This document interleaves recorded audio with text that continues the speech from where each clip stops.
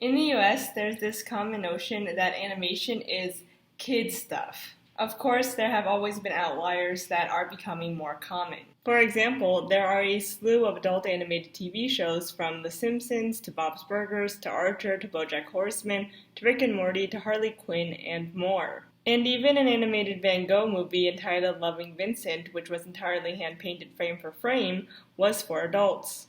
And of course, there was Food Fight, which parents took their kids to simply because it was an animated movie and they thought it was for them. Like, boy, were they in for a surprise.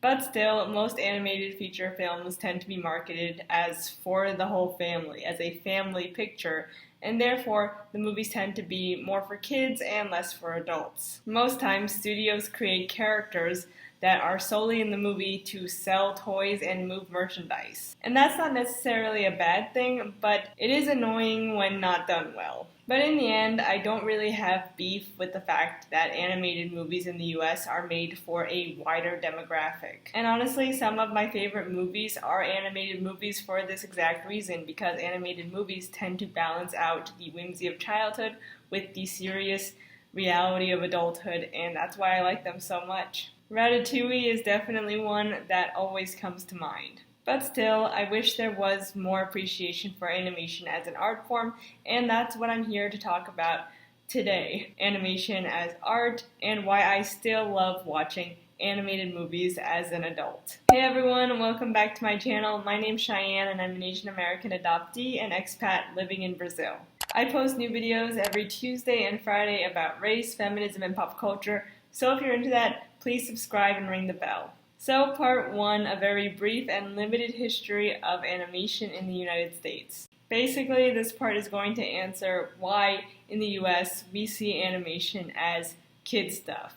Arguably the first and most famous cartoon character during the early days of Hollywood was Felix the Cat, who ruled during the 1920s. There were others, of course, but Felix seemed to be like the top dog, forgive the pun. He was so famous that there was even merch made of him for parents to buy for their children. And of course, adults could also enjoy Felix the Cat, as he wasn't just for kids, but also for adults to enjoy. The shorts would satirize contemporary happenings and also make jokes that only adults would get. Kind of similar to today, honestly. Look, doubloons! Don't drop them. But overall, they were still seen as comedic bits that would play before, the real feature. Animated shorts at the time were made for laughs, basically, and they rarely ever dabbled in adult genres like drama. So in all, these early animated shorts were fun, but they weren't taken seriously as an art form, even though a lot of work went into them. Not only with Felix the Cat, but with all animations, including Walt Disney's. Walt saw the popularity of Felix the Cat during the 1920s and made it his mission during the beginning of the 1930s to replace Felix with his own creation. After Oswald the Lucky Rabbit was stolen from him, he created Mickey Mouse and marketed the hell out of him.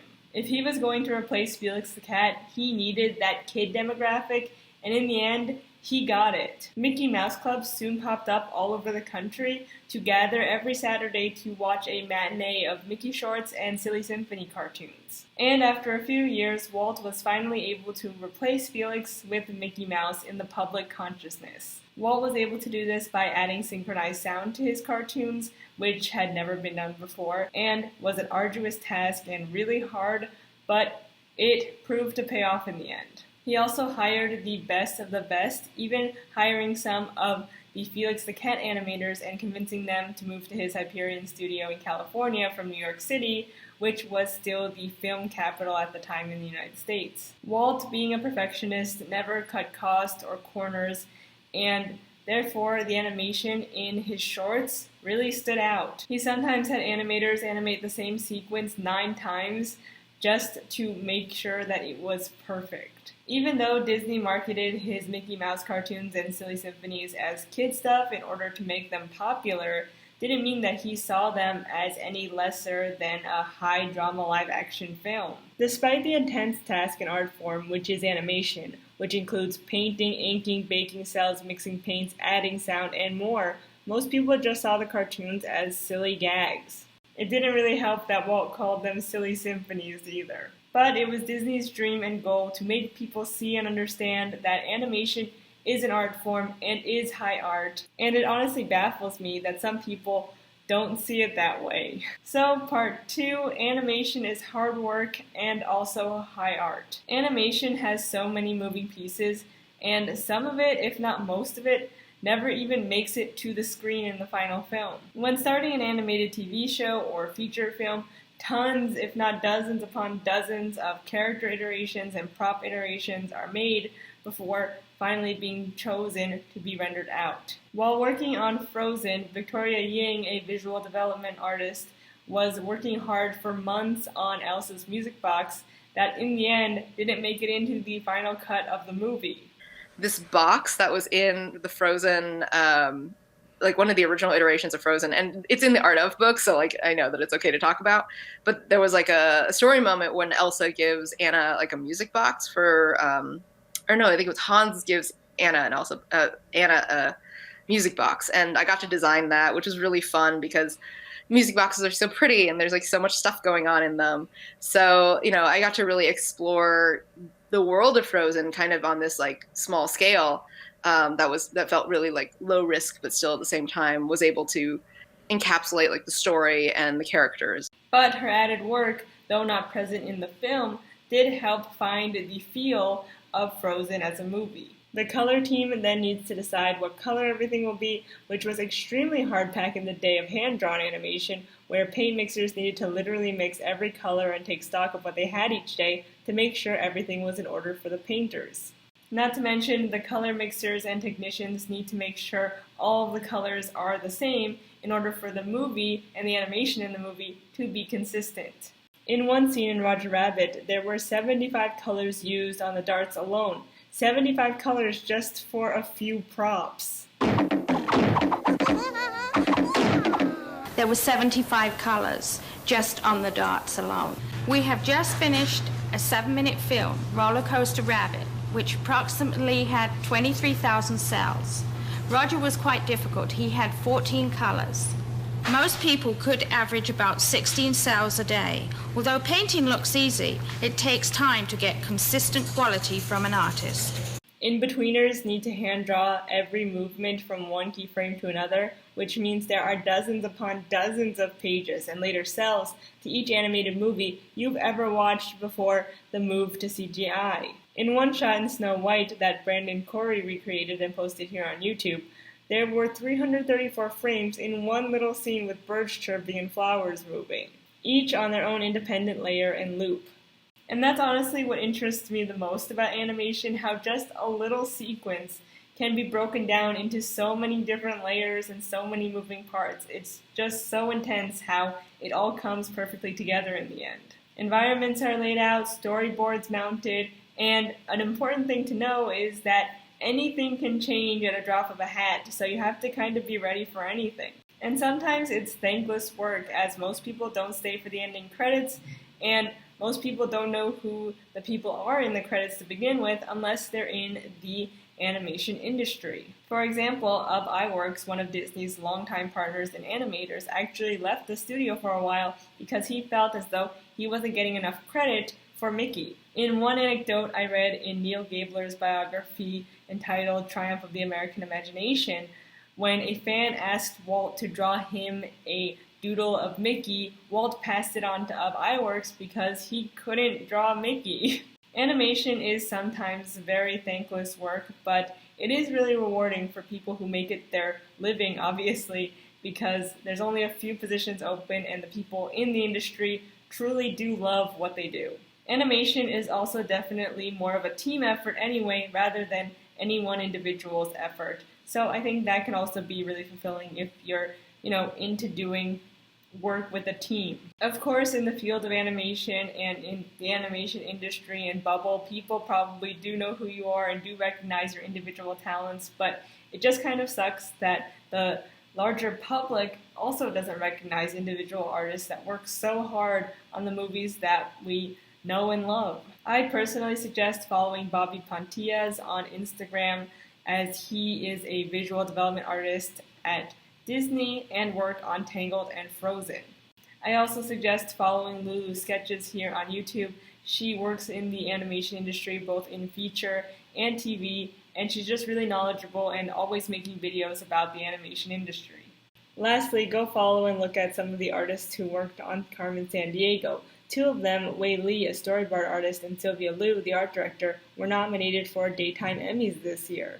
And of course, I suggest doing your own research and looking up artists who have worked on your favorite movies and TV shows. It's really easy to find people who work in animation online and on Instagram, and there you'll be able to support their work and also see what they do in their free time, in their very limited free time away from the studio. So part 3, post-Snow White. After Disney made Snow White, which though was a huge success, animation still wasn't seen by the public as high art. It also probably didn't help that Disney was telling a fairy tale. So after that, he decided to move on to more adult themes and made Fantasia, but that didn't do well financially, and neither did Pinocchio or Bambi. Dumbo found success financially, and though as trippy and heartfelt as it is still generally seen as fluff for kids. Therefore, Disney movies started to become synonymous with kids' movies.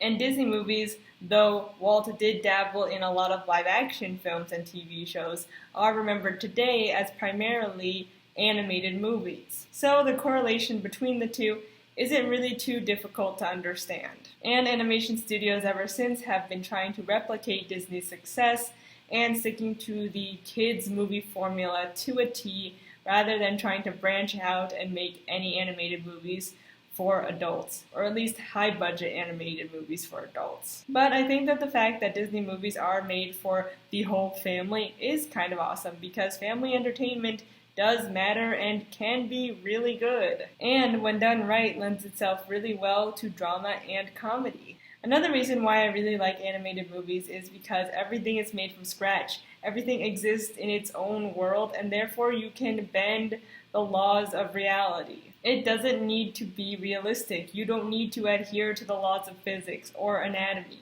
And you can create colors that aren't necessarily found in nature. And actually, it's important to remember that animation is a style of its own. I mean, Disney Animation has their style, Studio Ghibli has their style, and each of them do adhere to their own laws of physics and anatomy. They create like the body and the skeleton how they want it to look, and it still looks good and believable because they're so talented that they're able to manipulate the face, manipulate the body, and still make it look real and make sense. It's just so awesome to me, and I wish it got more appreciation, but I know that there are hardcore animation fans out there that agree with me and that do know all of this stuff, so I know that I'm not alone in like, animation is awesome and you need to appreciate it more. I think that a lot of people do realize that.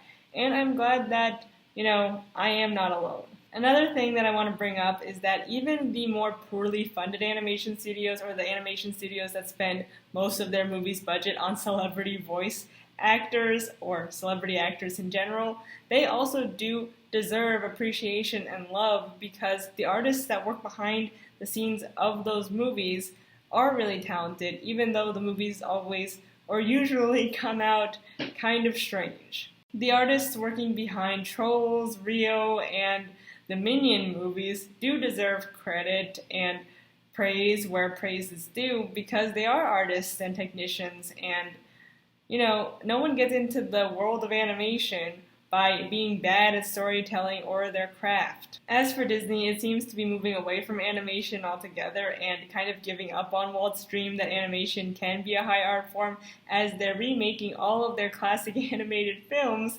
into live-action, dark and gritty, realistic movies that don't need to exist and that are honestly terrible. In all, I hope that they do something good soon, but we are getting a lot of other great animated, 2D animated, hand-drawn movies and TV shows like Klaus and Carmen Sandiego, but I don't think that 2D animation will come back into feature films anytime soon. But let me know what you think in the comments down below. So part 4, representation. Another reason why I love animated movies to this day is because I always found myself to be more represented in the world of animation. From Avatar The Last Airbender to Jake Long American Dragon to Jackie Chan Adventures to Sagwa, there were always kids' TV shows centered around Asian stuff. Even Pokemon and Yu-Gi-Oh! Spoke to me simply because they didn't take place in the US, and, they were foreign, I was labeled as foreign, and therefore I could relate to them more, or at least felt that I should relate to them more.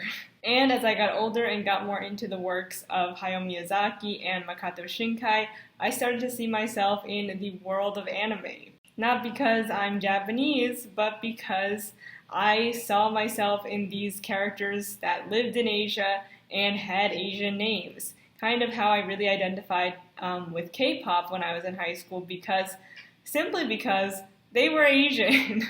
There wasn't an Asian American sitcom until I got to college, and by that time I already felt way more represented by animation than live action anyway. Which is probably why my bar for Asian American centered media is extremely high. Like, you can't beat animation. There was, of course, the Joy Luck Club, but that came out when I was like a baby, and when I finally watched it, I did enjoy it, and I do like the movie and the book, but I really wanted to see Asian people in contemporary times, in the time that I was living, and that just happened to be more in animation than it was in live action. Where real-world representation was lacking, I made up for it by immersing myself in the world of animation, and I'm honestly really happy that I did it. So, the conclusion. Animation is a beautiful art form that deserves to be seen as more than just kid stuff.